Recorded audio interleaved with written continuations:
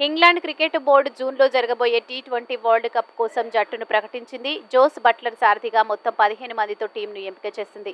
T20 ప్రపంచ cup కోసం జట్టును ప్రకటించిన సందర్భంగా ఈసీబీ కీలక వ్యాఖ్యలు చేసింది. ప్రస్తుతం ఇంగ్లాండ్ క్రికెటర్లు చాలా మంది భారత్లో జరుగుతున్న ఐపీఎల్లో ఆడుతున్నారు. వీరు ఐపీఎల్లో కీలకమైన ప్లే ఆఫ్స్, ఫైనల్స్ ఆడే ఛాన్స్ దాదాపు లేనట్లే. పాకిస్తాన్తో మే 22 నుంచి జరగబోయే టీ20 సిరీస్ కోసం వారంతా తిరిగి స్వదేశానికి వస్తారని ఇంగ్లాండ్ బోర్డు ప్రకటించింది.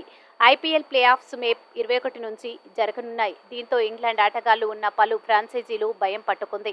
ఇంగ్లాండ్ క్రికెట్ బోర్డు ప్రకటన ముఖ్యంగా Rajasthan royals, Kolkata knight riders, Chennai super kings వంటి జట్లకు పెద్ద దెబ్బ అని చెప్పవచ్చు.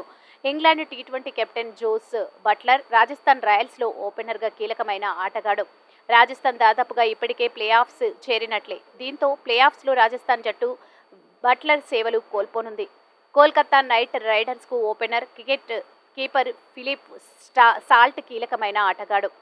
ఇంకా Chennai super kings England allrounder Moeen Ali, Punjab kings Jonny Bairstow, Sam Curran, Liam Livingstone సేవల్ని కోల్పోయింది.